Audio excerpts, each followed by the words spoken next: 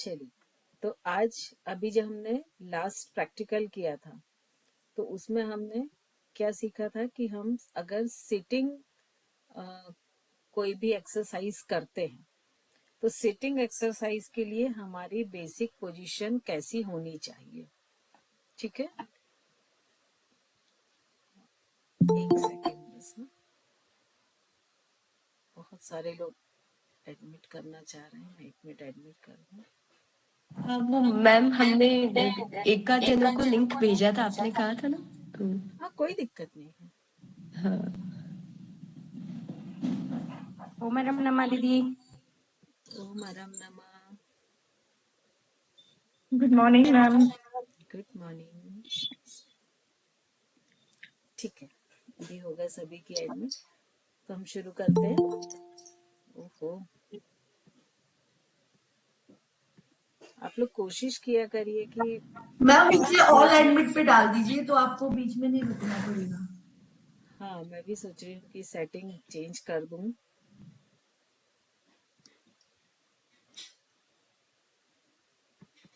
ये I think setting से change होगा ना। हाँ जी मैम।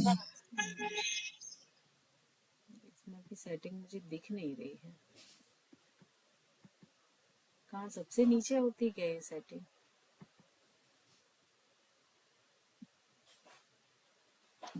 मैम 3 डॉट पे जब आप क्लिक करेंगे तो उसमें सेटिंग्स का ऑप्शन आएगा, वहां पर जाकर के आपको ऑप्शन आएगा कि अगर आप सबको एडमिट ऑल की परमिशन दे। एक सेकंड, अभी जो ऑलरेडी है उनको मैं कर दूं एडमिट। नहीं तो मैम होस्ट कंट्रोल करके कुछ आएगा, हाँ फिर उसमें आएगा। एक सेकंड देखती हूँ मैं।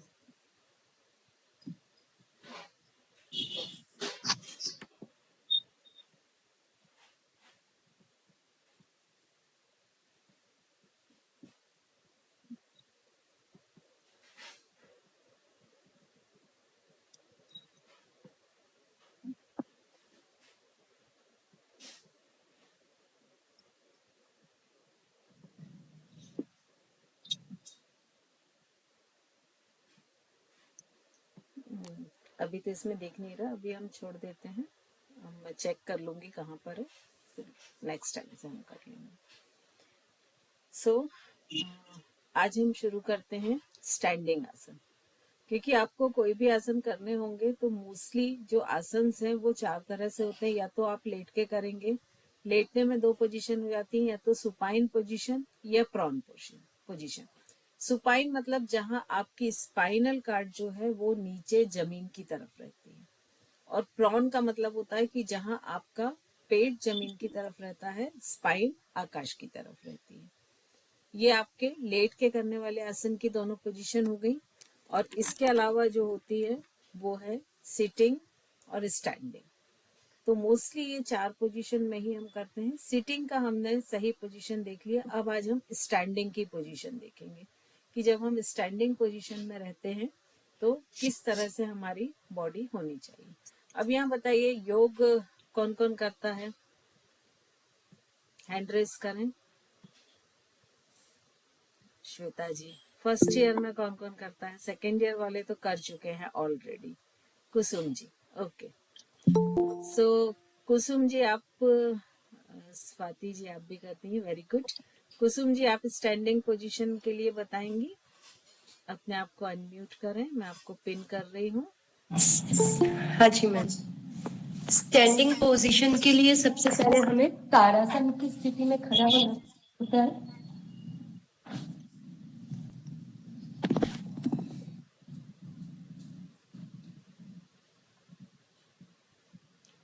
Yes, continue please.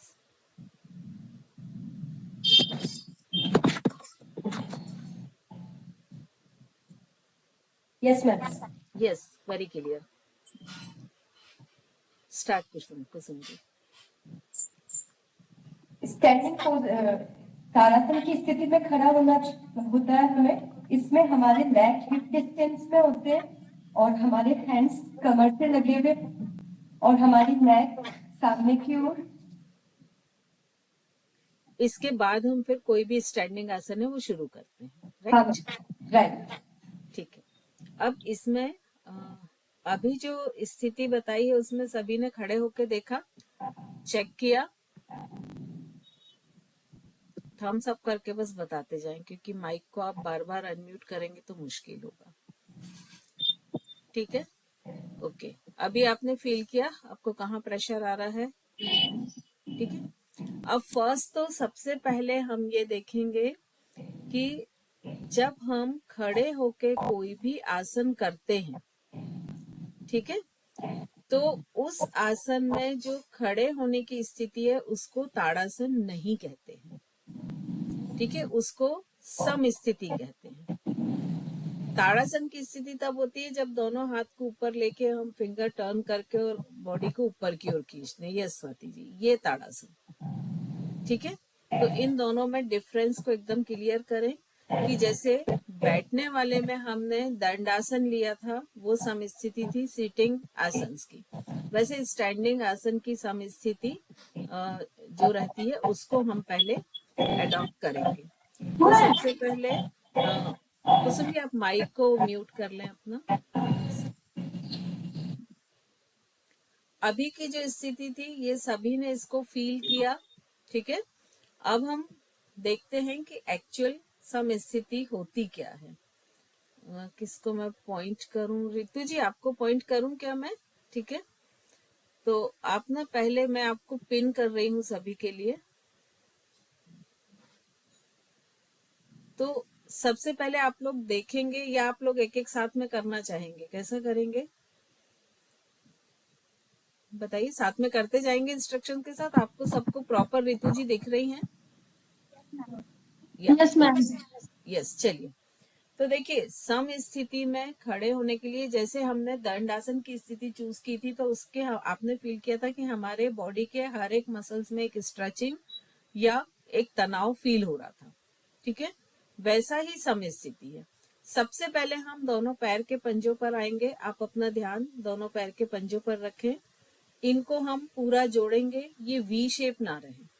तो जैसे ही आप अपने पैर के पंजों को जोड़ेंगे, आप देखिए आपको लगता है कि आपका बैलेंस गड़बड़ हो रहा है। सिर्फ थम्स अप करके मुझे बताते जाए, है ना, बोलने की जरूरत नहीं है। अब हमको क्या करना है कि हमारे पैर के तलवों में, सोल में एक वैली पोर्शन होता है। रितु जी दिखाएं इनको वैली पोर्शन, पैर उठा के। ये जो वैली पोर्शन होता है, अक्सर यहाँ पर क्रैम्प आते हैं, अक्सर यहाँ से हील पेन शुरू होता है। ठीक है, क्योंकि इस पोर्शन की कोई भी एक्सरसाइज नहीं होती। आप जितनी भी एक्सरसाइज करते हैं उसमें होती है क्या पर्टिकुलर इन मसल्स की? नहीं। तो सबसे पहले हमको इन मसल को एक्सटेंड करना है। तो आप रितु जी के पैर ध्यान से देखें। आपको लेफ्ट हील को टाइट फ्लोर पर पुश करना है और लेफ्ट टो को आगे की ओर खींचना है और वापस जमीन पर रखना है। तो आप देखिएगा दोनों पैर के सोल की लंबाई में अंतर आ जाएगा। और फिर सेम राइट को भी करेंगे। तो वो अंतर क्यों आ रहा है? क्योंकि आपका जो वैली पोर्शन है उसको आपने खोला है। अब धीरे धीरे पैर की उंगलियों को फैला ले मैक्सिमम। ठीक है, ये आपकी सोल ग्रिपिंग है कोई भी आसन शुरू करने के पहले। अब थोड़ा सा ऊपर आते हुए अपने नी पर आए। नी के जो सामने वाला हिस्सा होता है जो कटोरी जैसा, जिसको हम पटेला कहते हैं, उसको स्लाइडली ऊपर की ओर खींचे और पुश बैक, पीछे की तरफ पुश करें। थाई मसल्स किस किस की टाइट हुई हैं? थम्स अप करके बताएं। जिनकी थाई मसल्स टाइट हुई है मीन उनका प्रॉपर पटेला पुश हुआ है। बट हो सकता अभी अगर जो पटेला है वो बोन से, लिगामेंट से जुड़ा रहता है ना, कुछ मसल्स के द्वारा जुड़ा रहता है। तो अगर उनमें फ्लेक्सिबिलिटी नहीं है सपोज, तो अभी वो टाइटनेस नहीं आएगी। तो आपके थाई मसल्स पूरे टाइट हो गए हैं। ठीक है, अब शोल्डर को रोल बैक करें पूरा घुमाते हुए, चेस्ट ओपन अप, हाथ दोनों पेल्विक के बाजू में, हाथ की उंगलियां खुली हुई मैक्सिमम। अब चिन को थोड़ा हाइटेड करते हुए सामने किसी आई लेवल पर देखें। और चूंकि अभी आप दीवार के सहारे नहीं कर रहे हैं, जब आप दीवार के सहारे करते हैं तो आपका आज्ञा चक्र के बिल्कुल जो पिछला भाग रहता है सिर का, वो वॉल को टच करना चाहिए। ठीक है, क्योंकि मोस्टली वो आगे की तरफ रहता है या लोग चिन ऐसे हाइटेड करके टच करते हैं। तो ये आप लोग जो वॉल के साथ खड़े हैं वो देख लें, जो नहीं खड़े हैं वो बाद में देख लीजिएगा। वीडियो सभी ऑन रखें, क्योंकि वीडियो ऑफ करके कभी भी प्रैक्टिकल नहीं होता है, और ये आप सुनने से आपको कुछ भी हासिल नहीं होने वाला है। तो वीडियो ऑन रखें सभी। ये आपकी बेसिक पोजीशन होगी। अब इसी पोजीशन में यदि मैं आपको 2 मिनट तक खड़े रहने के लिए बोलूं तो क्या होगा? देखें कितनी देर आप खड़े हो सकते हैं। ठीक है, कंटिन्यू करें हम। तो यहां से मैं टाइमर कंटिन्यू कर रही हूँ। सिर्फ 1 मिनट का टाइम पीरियड हम लेके चल रहे हैं। दृष्टि पूरी सामने की तरफ रखें, फेस पर स्माइल।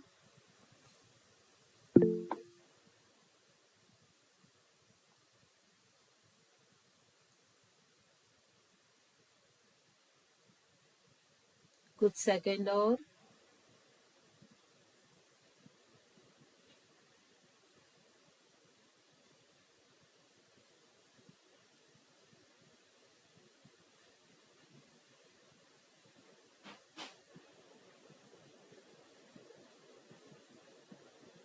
रिलैक्स, पूरी बॉडी को रिलैक्स कर दें।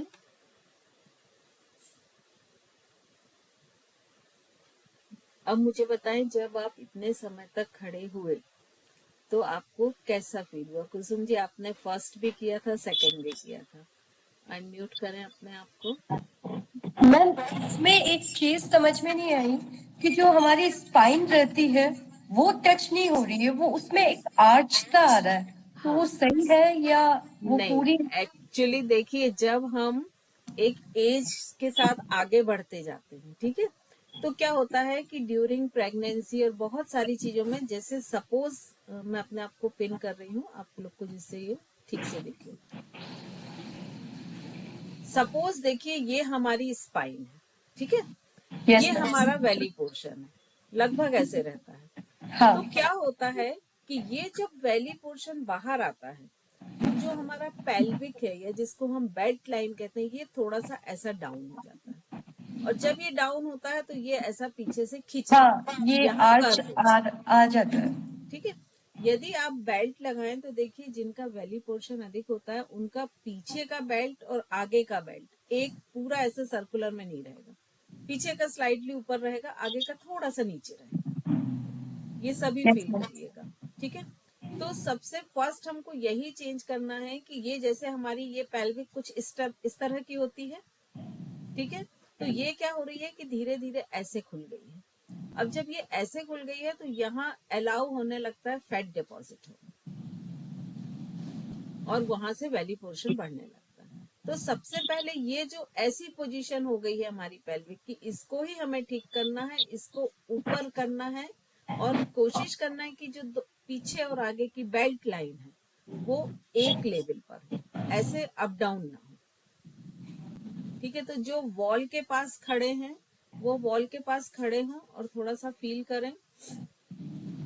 मैम, लेकिन हमारे जो नेचुरल कर्वेचर जो होता है स्पाइन का, वो हल्का सा स्लैंट ही होता है मैम, राइट? एस हल्का शेप सा में। स्लैंट होता है, लेकिन एक एज के बाद वो अधिक हो जाता है, अच्छा, बढ़ जाता है वो बढ़ कर्वेचर। हाँ, जाता है। ये जैसे, आफ्टर सिजेरियन ये थोड़ा सा ज्यादा हो जाता है। और जिनका वैली पोर्शन अधिक होता है तो आप उनके नेवल के जस्ट पीछे देखिएगा, यहाँ पर आपको एक बहुत बड़ा ऐसा गड्ढा जैसा दिखाई देता है। जिनका किसी किसी का होता है ना कि वैली बहुत अधिक है, उनका आप बैक देखिएगा, मतलब कई लोगों का तो इतना बड़ा वो रहता है, ऐसा नॉच कि आपका फिंगर भी चला जाए उसके अंदर।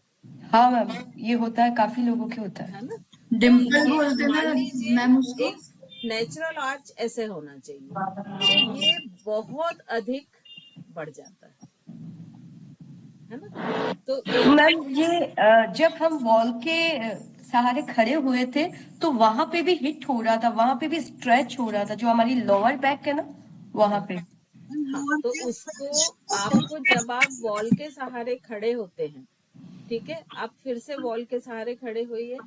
यस कुसुम जी, मैं आपको ही करती हूँ पिन, 1 मिनट ना। ये तो असल में खिंचा है नीचे पैर जब दो खड़े होते देखिए, हैंड रेस करके एक एक बोले, अदरवाइज मुझे भी कुछ भी नहीं सुनाई देगा। बहुत अधिक माइक हो जाते हैं ना चालू, तो फिर वो नहीं सुनाई देता है। मैम इसमें वॉल से क्या क्या टच होंगे, आप एक बार एक्सप्लेन करें ना। मैं बिल्कुल कर रही हूँ, एक सेकेंड आप रुकें। देखिए अभी कुसुम जी सभी को विजिबल है, राइट? अब आप देखिए, सबसे पहले हमारे जो हील के बैक पोर्शन है वो वॉल को टच करें। ठीक है। हील को पुश करते हुए, टोस को एक्सटेंड करते हुए बाहर की तरफ थोड़े से पैरों को ले जाएं, जिससे उनका वैली पोर्शन खुले। टोस को फैलाएं मैक्सिमम, है ना? अब आपको कोशिश करना है कि एंकल नी टच हो। जिनको नॉकिंग नी की प्रॉब्लम होगी उनके या तो एंकल टच होंगे या नी टच। एंकल टच नहीं हो रहे, नी टच हो रहे हैं। नी टच, क्योंकि हल्का सा आपका नी जो है वो मिसअलाइंड हो जाता है, लगभग 10 डिग्री से एंकल और नी, राइट? अब आपको क्या करना है, अपने बटक्स को, नी को भी टाइट कर लें जिससे थाई मसल्स टाइट हो जाएं, पटेला को पुश बैक करें। हाँ, कर अब लिया। आपको क्या करना है कि आपका जो बटक्स है उनको स्लाइडली नीचे की ओर करना है। तो जैसे ही आप नीचे करेंगे तो आपका सामने से पैल्विक ऊपर की ओर जाएगा। हाँ मैम, लेकिन ये थोड़ा मुश्किल लग रहा है क्योंकि अभी आपके मसल्स वो स्टिफ हैं। हम क्या करते हैं कि ताम दुड़ूम बहुत सारी फास्ट एक्सरसाइज कर लेंगे और हम अपने आप को बहुत परफेक्ट समझने लगते हैं कि हम बहुत अच्छा योग करते हैं। बट योग का मतलब है कि आपके उन मसल्स को एक्टिवेट करना जो हम जनरली किसी भी चीज में नहीं करते। ठीक है, अब कोशिश मुश्किल होगा। बटक टच हो रहे हैं, उसके बाद में स्पाइन टच नहीं हो रही है, उसमें आर्च आ रहा है, उसके वो बाद धीरे धीरे टच हो रहे हैं। वो धीरे धीरे होगी, है ना? डे फर्स्ट नहीं होगी। आपको पता होना चाहिए कि आपको करना क्या है, फिर धीरे धीरे वो चेंजेस आते जाएंगे। और आप देखिए, जब आप बटक्स को हल्का सा नीचे करते हैं तो नाभि या बेल्ट, नाभि के साथ बेल्ट वाला जो हिस्सा है वो हल्का सा ऊपर आ जाता है, हाँ हाँ अंदर की तरफ जाता है। अगर आप इस पोजीशन में भी, जैसे स्टार्टिंग में भी आपको ये नहीं बन रहा है, ठीक है, तो आप थोड़ा सा एक कदम वॉल से आगे आए। अब बटक्स को वॉल से टच कर लें। हो गया। हाँ, बटक्स को वॉल से टच करें और अब हाँ। शोल्डर को टच करें, हम्म। है ना? अभी देखिए इजीली हो जाएगा। हाँ, अभी हो सब रहा है? कुछ टच हो गया। हाँ हाँ, तो स्टार्टिंग में ऐसा करें, फिर जब फ्लेक्सिबिलिटी मेंटेन हो जाती है तब सेकंड स्टेप ये लें, राइट? अगर नी का बैक वाला पोर्शन हमारा नहीं टच हो रहा है तो उस केस में कैसे करेंगे? एक्चुअली नी, कंप्लीट काफ मसल्स में स्ट्रेच भी आ रहा है। हाँ बिल्कुल आएगा। सुप्रिया जी, एक्चुअली नी, आपके नी का जो बैक कैप्सूल होता है, मतलब नी के ऊपर पटेला होता है और उसके जस्ट हम पीछे की तरफ जाएं तो वो मसल्स को हम एक्सरसाइज किसी भी तरीके से नहीं करते हैं। ठीक है, चाहे आप कितनी भी वॉक करिए, जिम करिए, एरोबिक कुछ भी करिए, तो जब तक आपके वो जो मसल्स हैं, जो जैसे ये नी है और इसके जस्ट पीछे के जो मसल्स हैं, जब तक वो फ्लेक्सिबल नहीं होंगे तब तक आपका टच नहीं होगा। ठीक है, तो आपको इस पोजीशन में खड़े होना ही एक टास्क है, राइट? बाकी सारे पोर्शंस हो गए touch. The only thing that was not doing working for me was knee. वो धीरे धीरे होगा, है ना? उसके लिए आप कुछ पिलो एक्सरसाइज वगैरह करें, धीरे धीरे नीज को ओपन होंगे, जब वो नी के बैक वाले मसल्स, उनकी फ्लेक्सिबिलिटी आएगी तभी वो होगा। एक्सरसाइज में भी आप देखिए ना, उनकी कितनी एक्सरसाइज करते हैं, मैक्सिमम आपकी अपर लेग मसल्स की तो होती हैं, लोअर लेग मसल्स की बहुत कम होती है। तो गुड एक्सरसाइज या गुड योग वही होता है कि जिसमें आप अपने बॉडी के उन मसल्स को पहचाने कि यहाँ पर प्रॉब्लम है और पर्टिकुलर उनकी एक्सरसाइज करें।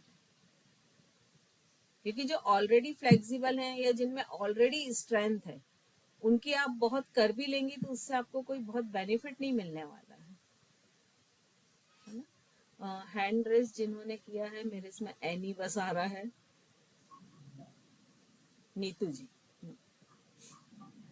मैम मेरा तो है ना, जो कमर है ना पीछे वाला वो भी टच नहीं हो रहा है, और घुटने पीछे से वो भी टच नहीं हो रहे हैं। और मेरी देखिए, आप लोग कितनी बार कितनी तरह से भी मुझसे पूछें, तो मैंने आपको शुरू में ही बोला था कि यहीं पर थेरेपी काम करती है कि हर एक की मसल्स को पहचाने, फिर पहले उसकी एक्सरसाइज कराएं कि पर्टिकुलर वो मसल्स फ्लेक्सिबल हो। तो आपको ये काम करना पड़ेगा। ये मैं सिर्फ करा रही हूँ, अब आप पहचानिए, आइडेंटिफाई करिए कि किन मसल्स को एक्सरसाइज की जरूरत है और उनकी एक्सरसाइज ढूंढिए और करिए।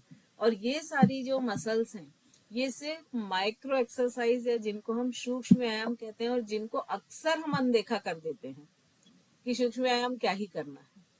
अक्सर ये उन्हीं से इम्प्रूव होती है, इनकी फ्लेक्सिबिलिटी और स्ट्रेंथ, है ना। अनीता जी आप कुछ पूछ रहे हैं?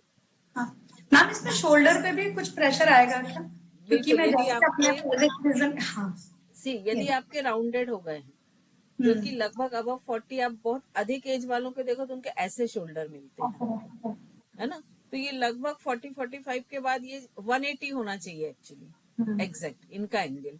लेकिन क्या होता है कि एक तो हमारे यहाँ जैसे शुरू से बोला जाता है झुक के बैठो, झुक के चलो, तो वो थोड़ा सा ये राउंडेड हो जाते हैं। तो अगर ये राउंडेड है और इनको आपने 180 पे लाया तो 100% आपको यहाँ भी स्ट्रेचिंग फील होगी, है ना। और ये जो समावस्था है ये सिर्फ पहचानने के लिए है कि आप खुद पहचान पाओ कि आपके बॉडी के मसल्स की क्या पोजीशन है। किसी को भी बोलने बताने की जरूरत नहीं है, आपको खुद समझ आएगा कि आपके बॉडी के जो मसल्स हैं उनकी क्या पोजीशन है, आपको कहाँ काम करना है और कितना काम करना है।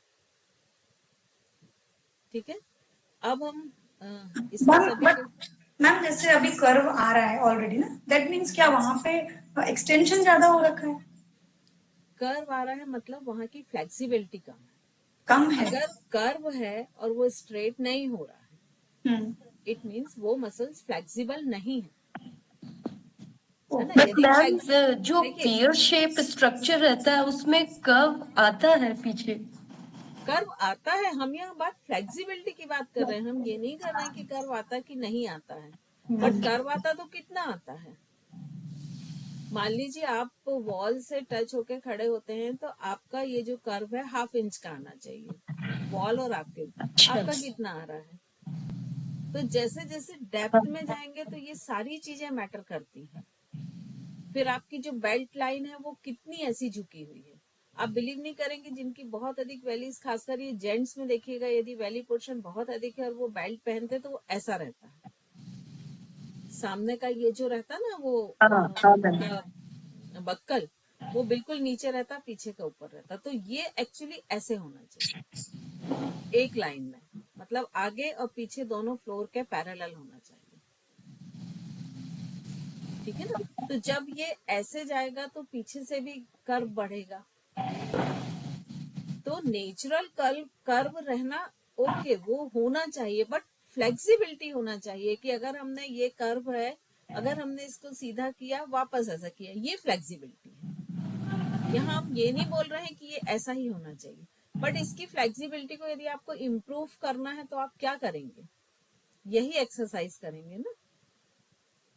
अदरवाइज कैसे फ्लेक्सिबिलिटी, अगर आप और अंदर की तरफ खींचेंगे तब तो वो फ्लेक्सिबिलिटी होगी नहीं मैनेज, बल्कि हो सकता है वो लंबर पोर्शन को और डैमेज कर दे।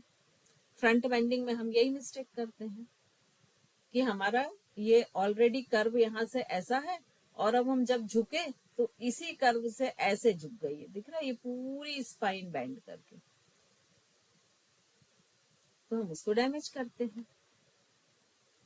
Got it? क्लियर हुआ सभी को ये पॉइंट?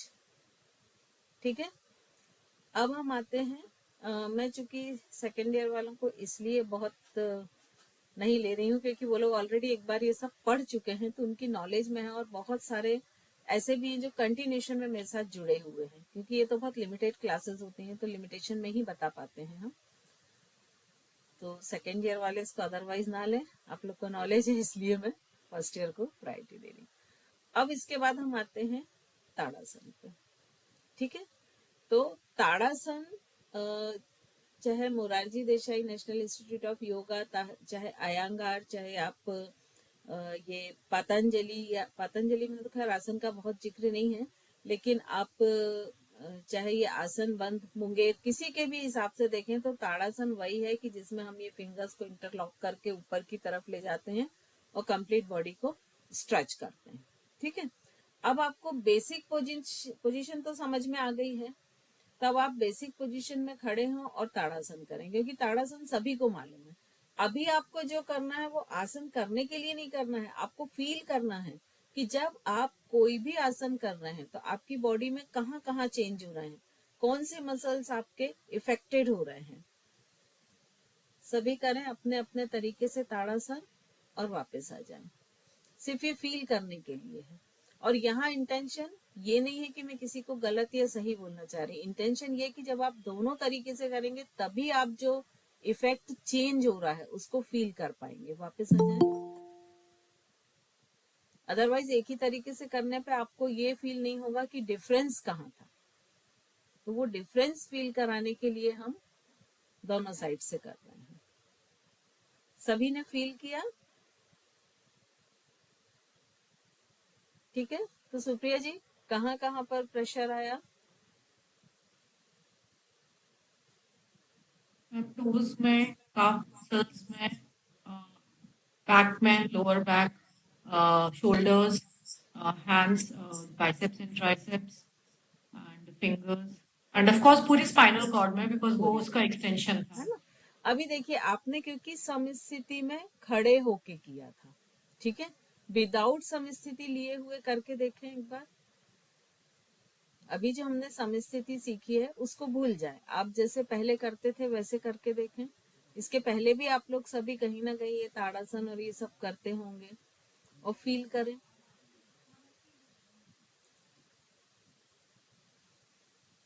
ठीक है। अब अभी जो वॉल के सपोर्ट ले सकते हैं वो बैक पोर्शन को वॉल का सपोर्ट दे दें।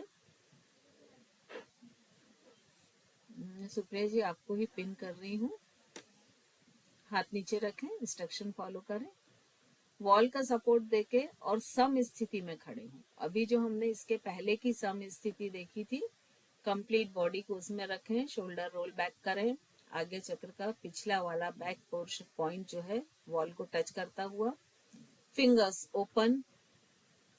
अब आपके फिंगर्स का जो लिटिल फिंगर है ये पोर्शन वॉल को टच कर रहा है, थम्स अप करके बस मुझे बताते जाएं। ठीक है, क्योंकि आपके हाथ इससे वॉल से टच कर रहे हैं। सुप्रिया जी सिर्फ थम्स अप करके मुझे बताते हैं, यस है ना। अब आपको करना क्या है कि जो आपका ये पूरा पोर्शन वॉल से टच कर रहा है उस पोर्शन को वॉल से टच रखते हुए ऊपर की ओर ले जाएं, धीरे धीरे लेके जाएं, फास्ट नहीं, जिससे आप फील कर सकें, स्ट्रेचिंग को फील कर सकें। साइड से ऊपर से नहीं, कुसुम जी साइड से वॉल से टच रखते हुए हाथ को पूरा ऊपर ले जाएं। आपको ऐसे ही टच करना है पहले।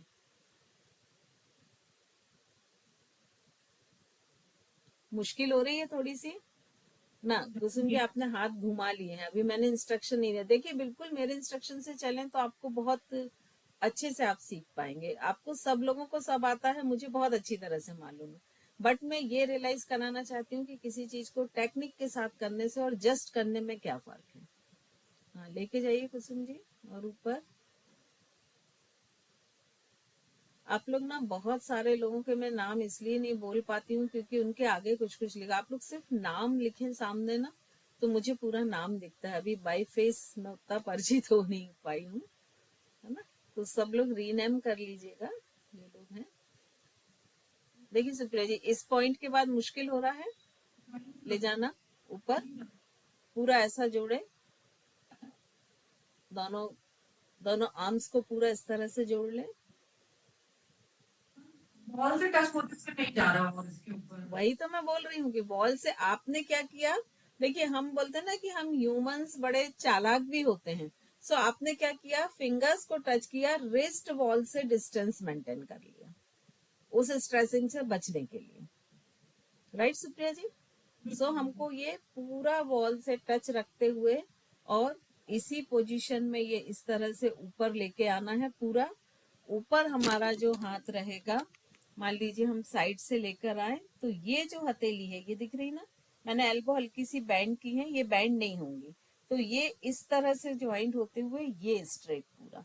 अब ये हाथ आप ऐसा कर लेंगे क्योंकि ये वॉल से अगर टच हटाएंगे तो हो जाएगा, लेकिन ये पूरी तरह से इस तरह से वॉल से टच रहे। करके देखें थोड़ा सा एक बार। इसकी इसमें हिप्स पे जो टच थे पीछे उससे वो भी हट गए। एक्चुअली जब आप ऐसा करेंगे तो आपके हिप्स आगे को आ जाएंगे। तो वो शुरू पुश हो में थोड़ा अपने लिए पोलाइट रहें, लेकिन फिर धीरे धीरे कोशिश करें, जैसे जैसे फ्लेक्सिबिलिटी बढ़ती है तो उस चीज को फॉलो करने की कोशिश करें।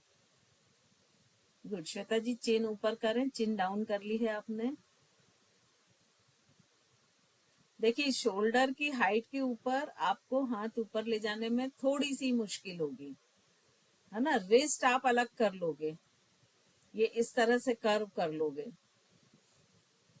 तो शुरू में ठीक है, थोड़ी सी चीटिंग चलती है, लेकिन आपको फाइनली मालूम होना चाहिए कि क्या करना है। देखिए रिस्ट हटने लगी सुप्रिया जी, ठीक है। मैम एक बार चेक करें ना, 2 बार के बाद तीसरी बार मैंने किया तो काफी हद तक जा रहा है। हाँ, वो फ्लेक्सिबिलिटी जैसे जैसे मूवमेंट्स होगा ना, एक शोल्डर बार आप खुलेगा चेक तो करें जाएगा। मैम। जैसे जैसे आपका शोल्डर मूवमेंट ओपन होता जाएगा वैसे हाँ वैसे मैम, जाएगा। फर्स्ट टाइम तो बहुत क्रेज सा आया। हाँ, धीरे धीरे वो जाएगा आपका। अगर आप 4-5 बार करेंगी ना तो काफी बेटर हो जाएगा फिर वो। एल्बो भी टच हो रहेगी क्या? कोशिश करना है शुरू में, लेकिन थोड़ा सा फ्री छोड़ दें अपने आप को। Yes, very good Kishan ji. तो देखिए ताड़ासन की फर्स्ट पोजीशन तो यही हो गई कि हम बार बार ये एक्सरसाइज करें और अपने हाथ को ऐसे ला सकें, राइट। जब ये हाथ ऐसा आने लगता है इट मीन्स आपके शोल्डर खुल गए, क्योंकि ऐसे हम ताड़ासन करते तो क्या करते, सामने से हाथ लाए, ऐसे ढीले ढीले ऐसे लाए, यहाँ तक लाए, इसको टर्न किया और ताड़ासन कर लिया, ठीक है। अब थोड़ी देर को हम ये एक्सरसाइज अभी भूल जाते हैं, ठीक है, क्योंकि एक दिन में तो सभी का ऐसा इम्प्रूवमेंट होने वाला नहीं है कि एक दिन में ही हो जाए, ये महीनों की मेहनत लगेगी तब कहीं जाके वो चेंज होगा, ठीक है। अब हम आते हैं ताड़ासन की अपर पोजीशन में। शोल्डर तक की तो आपको पोजीशन मालूम है, जो सम स्थिति है वही रहेगी, ठीक है। अब हम जब फिंगर्स को इस तरह से इंटरलॉक करते हैं,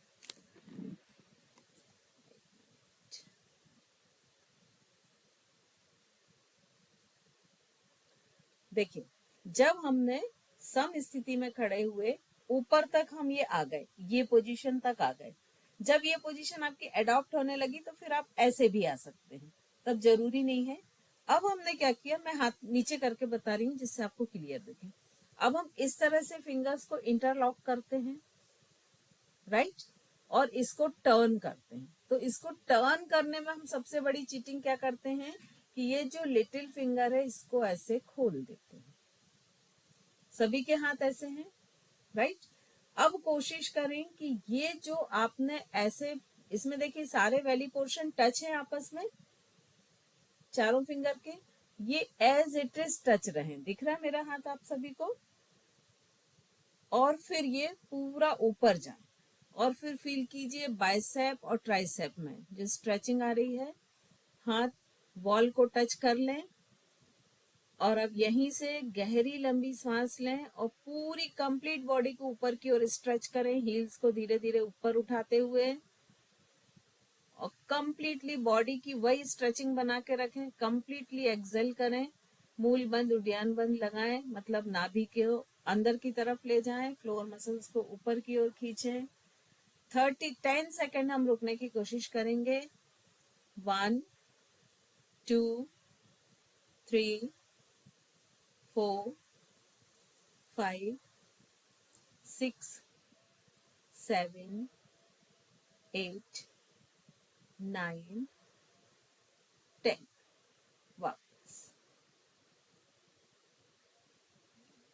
तो आपने अनुश्री जी बताएं, आप पहले ताड़ासन करती थी और अभी ताड़ासन किया, क्या डिफरेंस आपको लगा?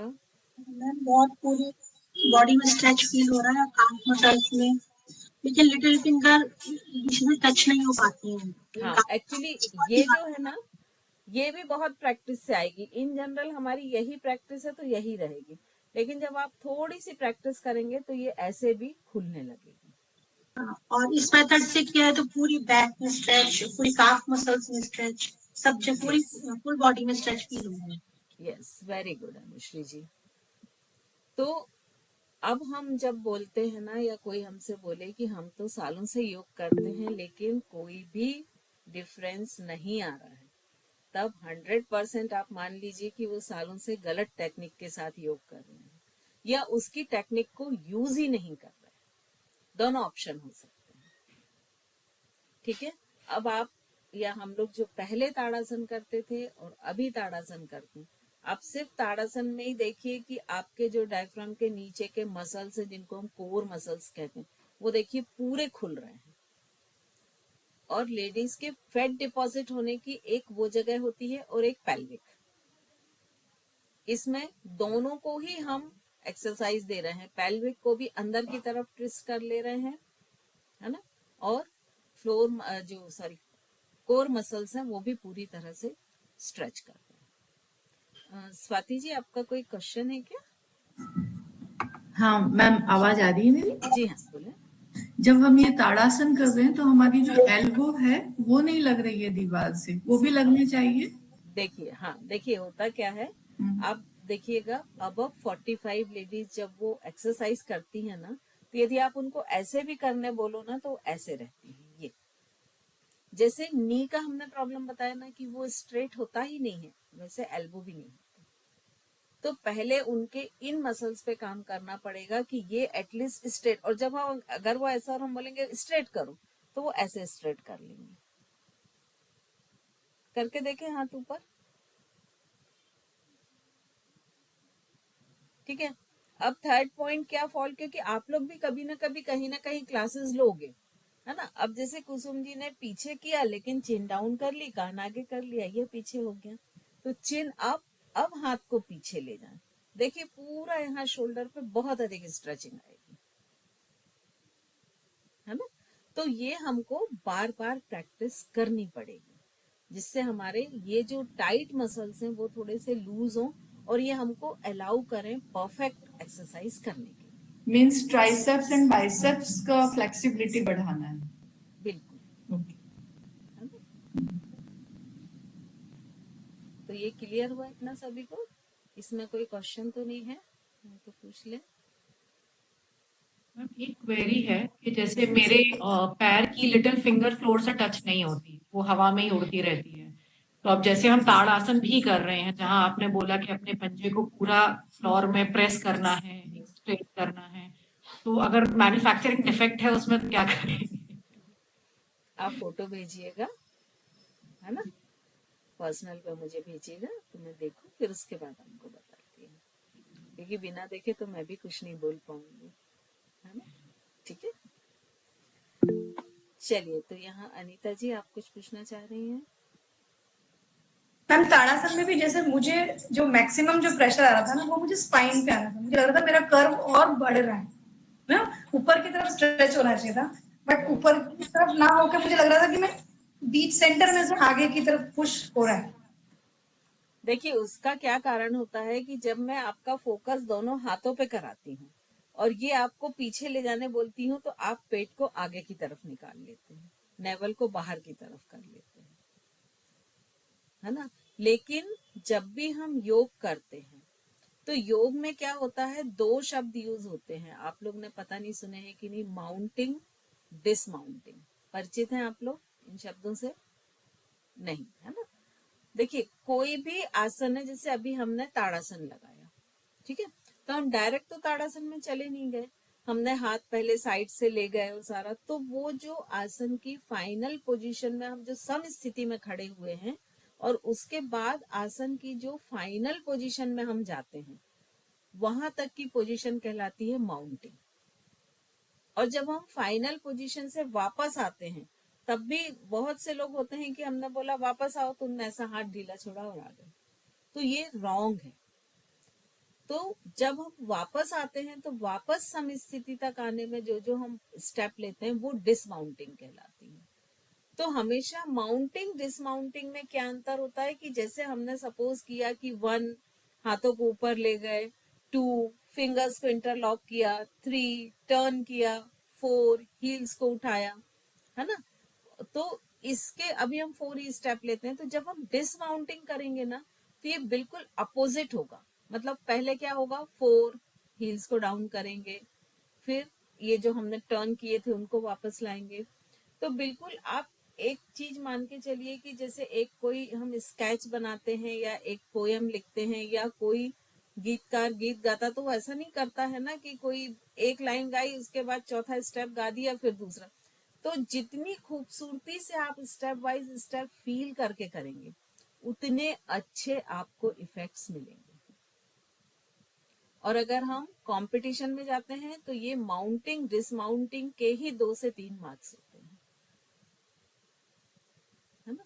तो ये जो माउंटिंग और डिसमाउंटिंग है ये बहुत खूबसूरत होनी चाहिए। अब जैसे किसी से बोलिए पश्चिमोत्तानासन, तो पश्चिमोत्तानासन लगाने के लिए वो क्या करता है, पैर भी फैला लेगा, हाथ भी ऊपर ले जाएगा, झुक भी जाएगा, हो गया पश्चिमोत्तानासन। नहीं, उसकी खूबसूरती ही खत्म कर दी आपने। तो बहुत अच्छे इफेक्ट पाने के लिए और उसके जो भी बेनिफिट उस आसन से मिलते हैं वो पूरे पाने के लिए माउंटिंग डिसमाउंटिंग परफेक्ट होना जरूरी है। मैम, इस मतलब चीज अगर एक को सिंपलर टर्म्स में हम बोले तो mounting is actual way of going into an asana हाँ and dismounting is returning from it in the same sequence जिसमें कि हम गए थे। Not same, opposite. मतलब जैसे सेम एज लाइक किस, अगर हमने पहले हाथ ऊपर लेके गए तो सबसे पहले हाथ ही नीचे आएंगे। नहीं, सबसे लास्ट में हाथ नीचे आएगा। फर्स्ट में मान लीजिए हम ये हाथ ऊपर लेके गए, सेकंड में ये किया, थर्ड में हील उठाई, सपोज हम ऐसा मानते हैं।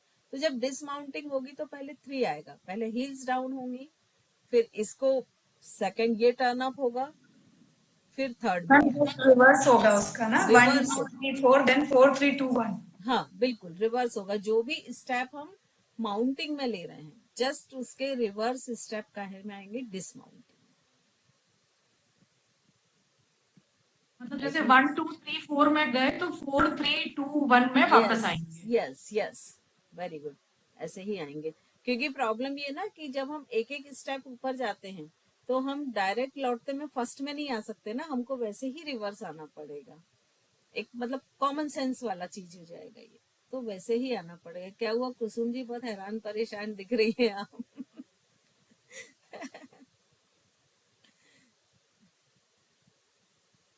एक्चुअली में मैम जो भी हम लोग आज तक कराते थे ना उसका बहुत सारा मतलब हम लोग बहुत गलत है इस मामले में। तो नहीं, गलत नहीं कह सकते हैं हम, ऐसा कह सकते हैं सही आप भी हैं, सिर्फ उसमें टेक्निक नहीं डाल रहे।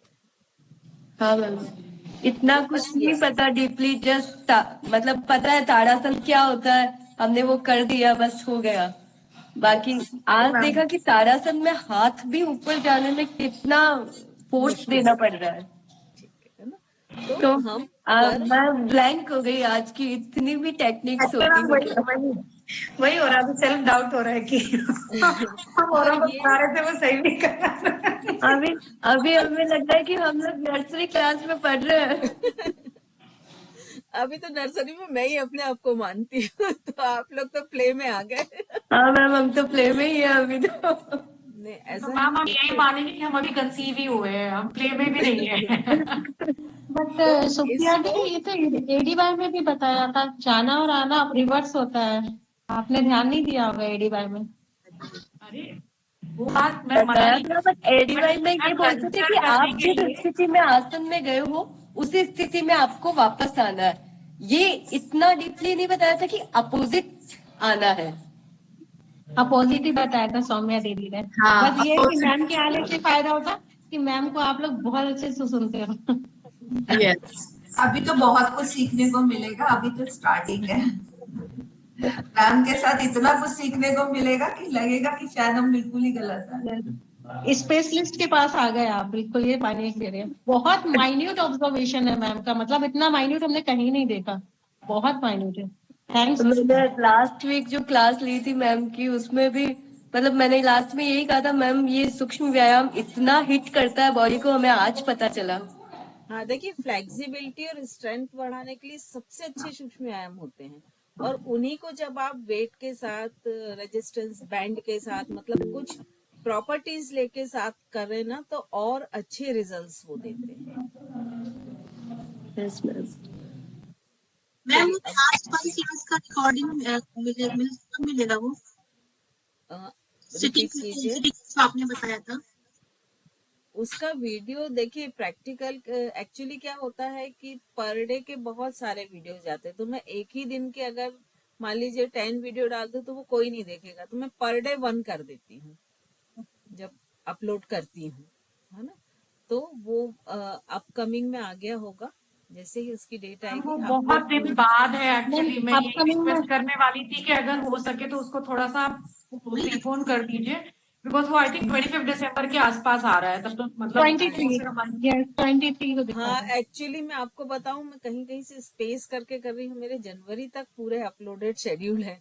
मैं अब सेकंड वाला ये जल्दी कर दूंगी, कोई डेट देख के बीच में, तो थोड़ा सा पहले कर दूंगी, है ना। मैम सेकंड वाला तो हमने अटेंड कर लिया, तो सेकंड वाले की उतनी फाइट नहीं है, जो फर्स्ट वाला मिस हो गया अच्छा उसकी। अच्छा, ठीक है, मैं कोशिश करती हूँ चेंज करने की, है ना सुप्रिया जी, मैं ट्राई करती हूँ। ठीक है, तो अब हम इसके बाद आते हैं फॉरवर्ड बेंडिंग पे। ठीक है, तो रितु जी मैं आपको फिर से पिन कर रही हूँ।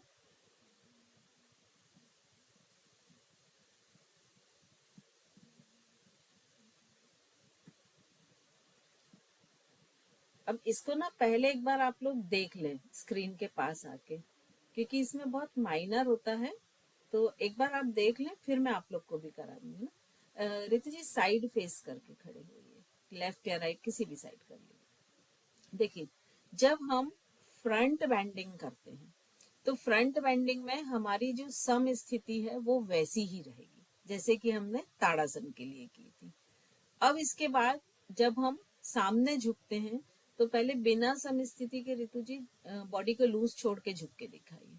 तो ज्यादातर हम ऐसे झुकते हैं, देखिए यहाँ पर ये कर्व दिख रहा है आपको, है ना, और हम यहाँ से ये लंबर से ये झुकी हुई है। वापस आ जाए रितु जी। अब देखिए, जो आपका थोड़ा सा बैक साइड मेरी तरफ कर लें। अब ये जो रितु जी की यहाँ नेक है, नेक से ये जहां से ये स्पाइन पूरी आ रही है, राइट, तो ये जो ऊपर की स्पाइन है ये है थोरेसिक, नेक के जस्ट पीछे की सर्वाइकल है। तो ये जो थोरेसिक है, ये इसके आजू बाजू ऑलरेडी एक गडिल होती है जिसको पैक्टोरल गडिल कहते हैं, या हम ऐसा कह सकते हैं कि जो हार्ट के चारों ओर रिब केज होते हैं वो सपोर्टिंग होती है।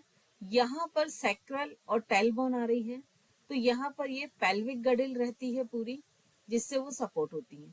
लेकिन नेवल के जस्ट पीछे ये जो 5 बोन होती हैं जो थोरेसिक को सैक्रल से जोड़ती हैं, तो आप लोग ने स्केलेटन सभी ने कभी ना कहीं देखा होगा। तो आप देखिए कि जो नाभि के यहाँ 5 बोन होती है उसके आसपास कोई भी सपोर्ट नहीं दिखता है, सिर्फ वो 5 बोन दिखती है। साइड ले लें रितु जी फिर से। तो वो जो, अगर हम मान लीजिए ढीला छोड़ के सामने झुक रहे हैं और मान लीजिए वैली पोर्शन अधिक है, तो क्या होगा कि उन बोन्स पर हम बहुत अधिक प्रेशर डाल रहे हैं। तो आपको फ्रंट बेंडिंग के जो बेनिफिट होने चाहिए उसकी जगह लॉसेस होंगे। लेकिन ज्यादातर लोग करते वैसे ही हैं, क्यों? क्योंकि उसमें बेंडिंग अधिक होती है, तो हम सेटिस्फाई होते हैं कि वाओ इतनी अच्छी फ्रंट बेंडिंग है मेरी। ठीक है, तो हमें करना कैसे है कि जैसे मान लीजिए हम दोनों हाथ ऊपर करके करते हैं, तो दोनों हाथों को ऊपर ले जाएं। ये अब जो ये पेल्विक रीजन है इसको बिल्कुल 1 इंच पीछे बटक्स की तरफ शिफ्ट कर लें। अब इसके बाद धीरे धीरे आपकी ये जो पेल्विक से लेके दोनों हाथ है ये स्ट्रेट रखते हुए झुकते जाएं, सामने की तरफ झुकते जाएं। हाँ, यहीं रुक जाएं। देखिए अब यहाँ ये पेल्विक बिल्कुल स्ट्रेट आ रही है ना। अब धीरे धीरे हाथों को नीचे ले आए। देखिए अब यहाँ पर ये पेल्विक एकदम स्ट्रेट है, पहले जो एक हंच आ रहा था, कर्व आ रहा था, वो नहीं आएगा, राइट। वापस आ जाए। थैंक यू रिति जी। चलिए अब सभी लोग एक बार ट्राई कर लें, कोशिश करें कि आपका साइड पोर्शन मुझे दिखे। तो लेफ्ट साइड या राइट साइड आप अपना फेस कर लें, इंस्ट्रक्शन के साथ चलें, है ना। लेफ्ट या राइट साइड फेस कर लें, सम स्थिति में खड़े हों, बॉडी को सम स्थिति में लेकर आए सभी। कुसुम जी आपके शोल्डर रेज हैं, उनको डाउन करें, ऊपर उठे हुए। देखिए एक चीज का, और 1 मिनट और स्क्रीन के पास आ जाइए, केवल एक चीज और ध्यान दीजिए। देखिए अभी आपको मेरे शोल्डर नेक क्लियर दिख रही है, ठीक है। क्या होता है कि जब हम हाथ ऐसे करते हैं, देखिए नेक मेरी खत्म हो गई, दिख रहा क्या अंतर? नहीं दिख रहा है, ये कान के पास शोल्डर आ गए हैं। या हम ऐसे करते हैं तो देखिए नेक इसमें खत्म है, या हम ऐसे करते हैं तब भी देखिए नेक खत्म है। तो ये सारी पोजीशन गलत है। शोल्डर हमेशा रोल बैक होकर डाउन होने चाहिए। ये देखिए अब मैं सामने हाथ कर रही हूँ, देखिए नेक क्लियर दिख रही है, ठीक है। अब मैं ऊपर हाथ कर रही हूँ, नेक क्लियर है, देखिए ये शोल्डर एकदम क्लियर दिख रहा है। या साइड में कर रही हूँ, क्योंकि साइड में भी जब लोग करते हैं तो ये ऐसे करते हैं, दोनों में फर्क दिख रहा है। ये रोल बैक, ये मतलब आपकी जो ये नेक है, मान लीजिए 3 इंच या जो सबके डिफरेंट होता है ये भी, तो जो भी है वो क्लियर दिखना चाहिए, वो शोल्डर से ऐसे हाइड नहीं होना चाहिए। तो ये जो प्रैक्टिस है ये आपको बार बार करनी पड़ेगी, और इसके लिए सबसे अच्छा तरीका होता है कि हाथों को इस तरह से रखें, शोल्डर को ऊपर उठाएं और रोल बैक करें, और हाथों कोहनियों को पीछे ले जाएं और थोड़ी देर के लिए छोड़ दें। तो धीरे धीरे ये जो मसल्स हैं ये आपके फ्लेक्सिबल होने लगेंगे, और ऑटोमेटिक फिर आप जब करना शुरू करेंगे तो प्रीति जी एल्बो ऊपर, एल्बो डाउन हो रही है, एल्बो शोल्डर की हाइट पर। यस, इसमें भी देखिए क्या फर्क होगा, मैं आपको बताइए, बहुत छोटी सी एक्सरसाइज है। अब इसमें जब मैं बोलती हूँ ना, ये देखिए ये पूरा एक लेवल पे आ रहा है। अब ज्यादातर लोग का या तो ऐसा रहता है, या जब मैं बोलती एल्बो ऊपर करो तो ये नीचे हो जाती है, कंधे ऊपर हो जाते हैं। दिख रही है पोजीशन मेरी? जबकि ये होनी कैसे चाहिए, ये, ठीक है। और जब हम पीछे ले जाते हैं तो बहुत से लोग इनको ऐसे डाउन कर लेते हैं, नहीं ये अप ही जाना चाहिए। और ये ब्रेस्ट लाइन वगैरह के लिए भी एक बहुत अच्छी एक्सरसाइज होती है, जो एक एज के बाद ब्रेस्ट डाउन होने लगते हैं, उसके लिए बहुत अच्छी होती है। आफ्टर डिलीवरी जब फीडिंग कराती है बेबी को माँ, उस समय भी अगर ये एक्सरसाइज करे, जैसे ही फीडिंग बंद करते हैं तो ब्रेस्ट का शेप अप बहुत अच्छा होता है, ठीक है। चलिए अब हम खड़े होके फ्रंट बेंडिंग करते हैं। पहले सब लोग जैसे लूज खड़े होके करते हैं वैसे करके देखें।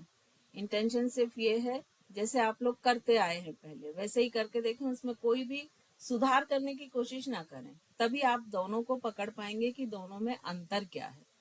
दोनों हाथ बॉडी को लूज छोड़ते हुए ऊपर ले जाएं, सामने की तरफ झुकें और वापस आए, और फील करें आपकी बॉडी में कहाँ कहाँ क्या क्या चेंजेस हुए, ठीक है। मैम इसमें फीट पे 0 गैप ही रखना है?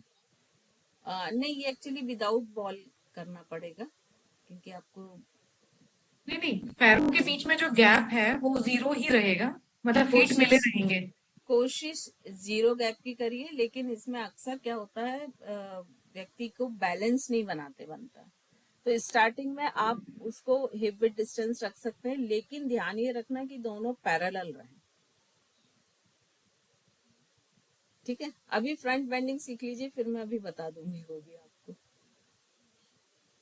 चलिए, तो किस किस की ठीक आ गई है फ्रंट बेंडिंग, स्ट्रेच करके करके देखिए आप दोनों में डिफरेंस, किस किस को समझ आ गया कि दोनों में क्या डिस्टेंस है।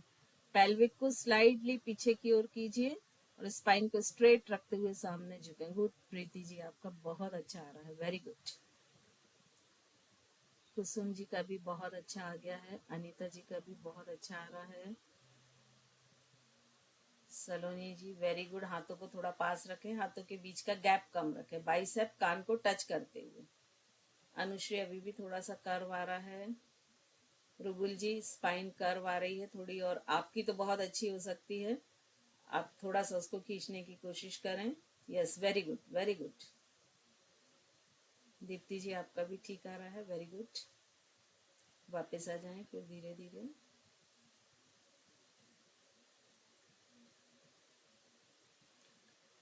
तो दोनों में आपको डिफरेंस क्लियर हो गया, ठीक है। अब 5 सॉरी मिनट मेरा और ना इंटरनेट ड्रॉप हो गया था। आप पैरों के बीच में गैप के बारे में कुछ बता रहे थे। शुरू में थोड़ा सा बना के रखें, क्योंकि कम होता है यदि गैप तो कई बार बैलेंस नहीं बनता है। ओके, तो हिप विड्थ डिस्टेंस हम रख सकते हैं। शुरू में रख सकते हैं ना। अब हम 10 मिनट और हम ले सकते हैं क्या?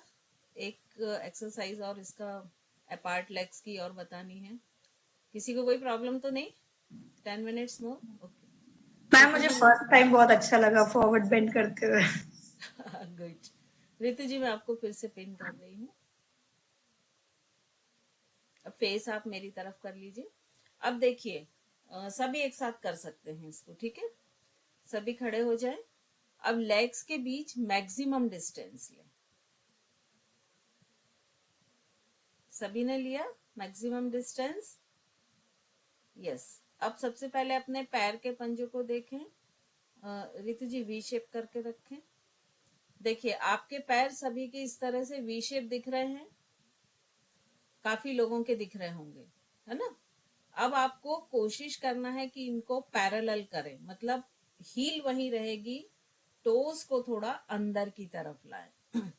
जैसे ही आप पैरेलल करेंगे ना, आपको लगेगा कि आपके नी में कुछ चीज ट्विस्ट हुई है, ठीक है? एंड सेकेंड, मैक्सिमम गैप का मतलब ये है कि आपके इनर थाई मसल्स, मतलब ये जो इनर थाई मसल्स हैं, लेटरल मसल्स भी जिनको हम कहते हैं, इन पर आपको स्ट्रेचिंग फील होनी चाहिए। अब जैसे ही आप गैप बढ़ाएंगे तो सबसे पहले डर क्या बैठता है कि स्लिप ना हो जाए, है ना? तो टोस को पैरेलल कीजिए और जो थोड़ा और अंदर ला सकते हैं वो और अंदर लाएं, और बिग टो को टाइटली मैट पर कस के जमा लें, तो आपके स्लिप होने का जो प्रॉब्लम है वो खत्म। ठीक है? अब हम सिर्फ एक जो कोणासन करते हैं और त्रिकोणासन वही हम करेंगे। दोनों कर पाए तो ठीक, नहीं तो एक ही करेंगे। शोल्डर को रोल बैक करें, साथ में करते जाएं। दोनों हाथ सामने की तरफ लाते हुए, जैसे अंजुली नुमा हम बनाते ना, दोनों हथेलियों को ज्वाइन करके वैसा बना लें। इनहेल करते हुए दोनों हाथों को लेफ्ट साइड से, राइट को राइट साइड से पीछे की तरफ ले जाएं और स्लाइडली बैक साइड बेंड करें अपर बॉडी को, स्लाइडली, बहुत नहीं, थोड़ा सा करना है।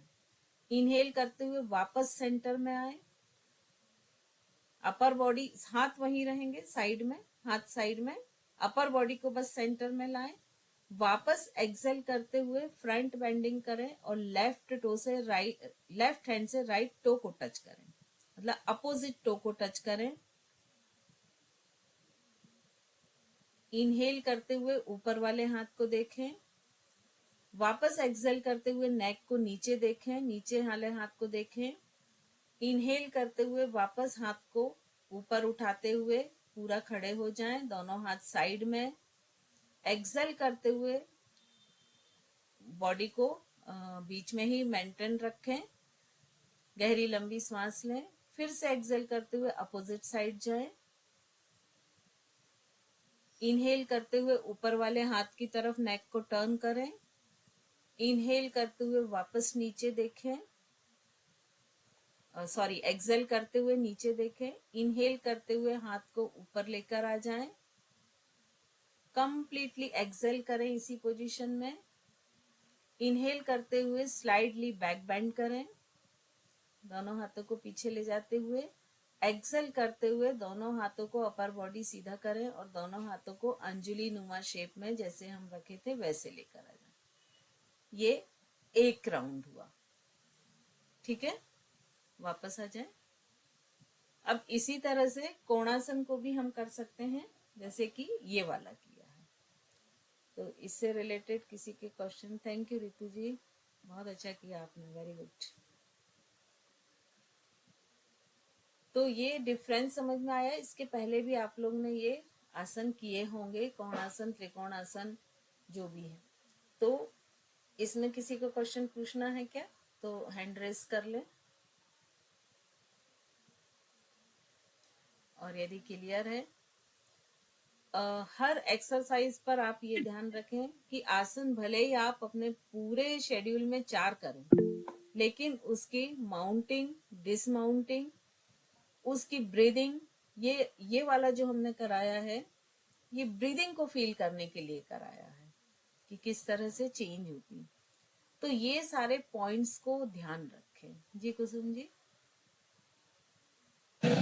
मैम जो ट्रायंगल पोज में जो लेग्स का शेप होता है, आप टोज को दोनों को अंदर करवाए अभी, तो वो चीज थोड़ी समझ नहीं आई मेरे को। योग में ये बॉडी को हमको अलाइंड करना है। आप बहुत छोटे बच्चे के टोज देखिए, वो हमेशा ऐसे पैरेलल ही रहेंगे। जैसे जैसे हम बड़े होते हैं ये वी शेप आता जाता है। ये एंकल मिसअलाइंड का सिंबल है और लगभग 30-35 तक हमारे नी और एंकल 10 डिग्री से मिसअलाइंड हो चुके हैं। नहीं, और जो वही हम हमेशा ट्रायंगल पोज में करते हैं वो एक पैर का 90 डिग्री में और दूसरा टोज अंदर की तरफ मूव होता है। वो हम कोणासन में करते हैं, है ना। कोणासन जब करते हैं सेम हाथ से सेम साइड झुकना। और अभी है ना जो ये चीज है यहाँ, मतलब पूरी बॉडी एकदम स्ट्रेच करके करते हैं तो यहाँ मुझे बार बार क्रैम्प आ रहा है। मुझे जैसे यहाँ की बॉडी हार्ड हो रही हो, ऐसा कुछ क्यों हो देखिए, रहा है समझ क्रैम्प नहीं। आने के मसल्स में 2-3 वजह होते हैं।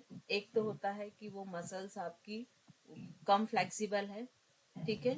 दूसरा ये होता है कि आप डिहाइड्रेट हैं, तो प्रॉपर जो वीक मसल्स होते हैं उनमें क्रैम्प्स आने लगते हैं यदि आप डिहाइड्रेट होते हैं तो पानी को सफिशिएंट पीजिए। और तीसरा कारण ये होता है कि आपके बॉडी में सोडियम पोटेशियम का बैलेंस गड़बड़ हो रहा है। तो बस ये रीजंस होते हैं, है ना। तो कोशिश करें, और जहां पर क्रैम्प आ रहा है उसको यदि हमने पकड़ लिया तो कोशिश करें उस मसल्स की फ्लेक्सिबिलिटी और स्ट्रेंथ आपके मैम लिए। वो भी दूसरी जो खाली एक माइक्रो, दो बार आता है, जैसे मैं थर्ड राउंड करूंगी ना उसमें नहीं आएगा। बिल्कुल वो क्योंकि वो वार्म अप हो जाती है ना। अभी ठंड है तो मसल्स हाँ। अभी जमती बहुत हैं।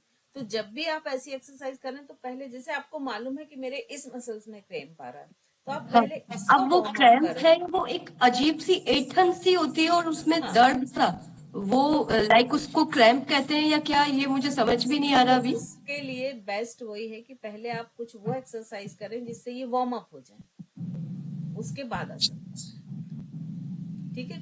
तो जी इसीलिए माइक्रो एक्सरसाइज भी सबके लिए डिफरेंट हो सकती है, क्योंकि जो आप हम वार्म इसमें अप जो करते हैं वो पैरों में लगभग हाइपर उसी से करते हैं। जी सुप्रिया जी। कि जो नीज के पीछे इसमें हाइपर एक्सटेंशन आ जाता है, बिकॉज कि हम इतने पैर कभी सीधे मोस्टली रखते नहीं है, रिलैक्स कंफर्टेबल पोजीशन में अपने पैरों को रखते हैं। तो उसके लिए कुछ योग हम का कर सकते मतलब ही हैं। होता है कि कंफर्टेबल पोजीशन से बाहर निकलना, ठीक है। अनीता जी। हम माइक्रो एक्सरसाइज में भी जनरली हम रोटेशंस और बेंडिंग्स वो करते हैं, बट जैसे आपने लास्ट वीक करवाया था तो उसमें भी कंप्लीट स्ट्रेच करवाया था, तो थोड़ा सा मुझे ऐसा लगा था प्रेशर के साथ कर रहे थे हम, या उसको जैसे अगर जैसे आपने सिंपल फिंगर्स का ही बताया था, आपने कहा था अच्छे से खोलेंगे फिर पूरा टाइट बंद करेंगे। जनरली लोग माइक्रो एक्सरसाइज में सिर्फ ऐसा ऐसा ऐसा ऐसा ऐसे ही करते हैं, तो मैं वही इससे पूछ कोई रही इफेक्ट नहीं हूँ। होता है, हाँ ये यूजलेस है ना। जैसे आप हाथ ऊपर करते हैं तो आप कैसे, ये हाथ ऊपर कर लिए, जबकि हाथ ऊपर करना मतलब उसके भी कैसे स्टेप होते हैं।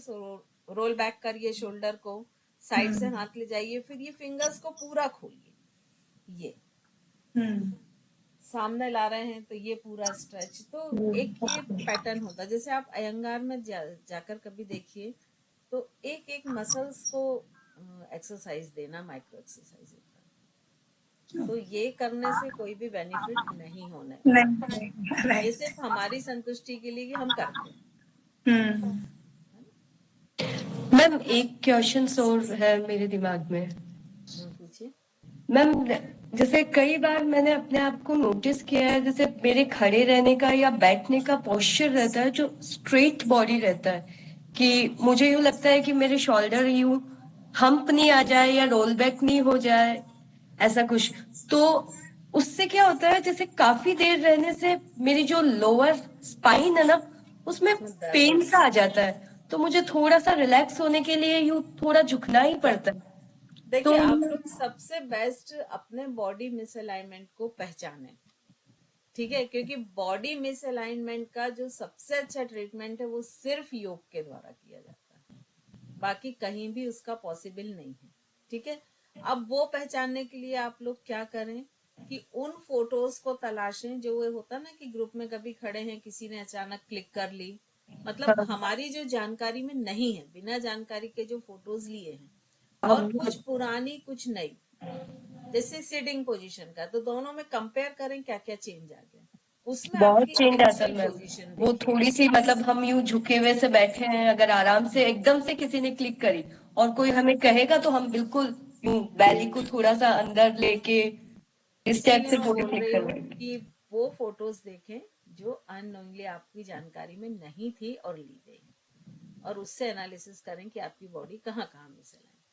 चलिए, ये आज का last question Nidhi ji. Ma'am ये मैं कह रही थी कि जो आपका यूट्यूब चैनल है, अगर आप उस पे प्लेलिस्ट क्रिएट कर दें अनलिस्टेड, ऑलरेडी है, नहीं मतलब अनलिस्टेड करेंगे ना तो सिर्फ हम लोग देख पाएंगे, वो सबके लिए विजिबल नहीं होगी।